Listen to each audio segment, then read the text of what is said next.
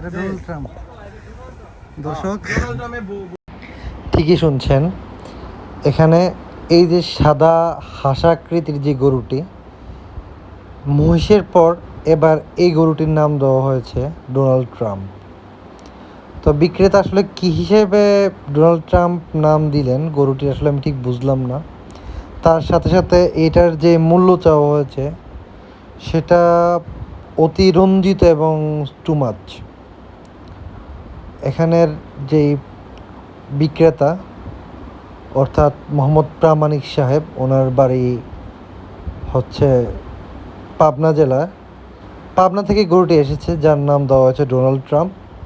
তবে দেখতে খুবই সুন্দর এবং আকর্ষণীয়, কোনো সন্দেহ নেই। কিন্তু এটার দাম হাঁকা হয়েছে 2.5 লক্ষ টাকা, যা আমার কাছে ব্যক্তিগতভাবে অতি চড়া মনে হয়েছে। কুরবানির হাটে এই পরিমাণ মূল্য চাওয়ার কোনো মানেই হয় না। হয়তোবা এটা সাদা হতে পারে, কিন্তু এটার শারীরিক যে অবস্থা, এতে গরুটিকে আসলে সুস্থ গরু মনে হচ্ছে না।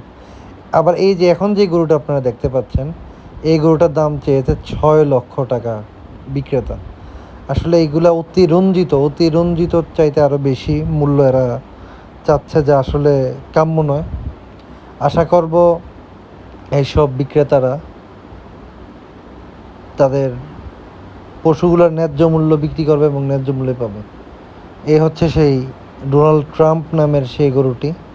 সে তখন বসা ছিল যখন গিয়েছিলাম, এবং আশেপাশে আরও গরু রয়েছে যেগুলোর প্রাইস রেঞ্জ এখানে 3 লক্ষ টাকা থেকে 6 লক্ষ টাকার ভিতরে বিক্রেতার ভাষ্যমতে। তো হাটে ভিজিট করবে এবং ভিজিট করার মাধ্যমে হাটের গরুগুলো দেখবেন। এই সাদা গরুটা খুব সুন্দর, দেশি প্রজাতির সাদা গরুটা আসলে খুব আকর্ষণীয়, এবং এগুলোও খুব আকর্ষণীয়।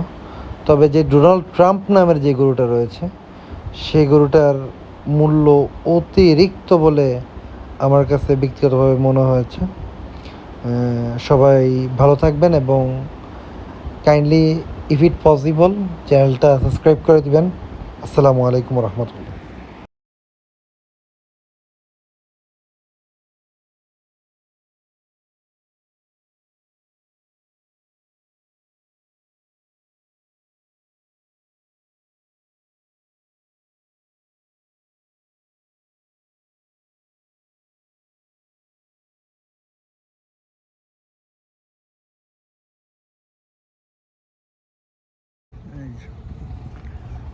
বেশ কিছু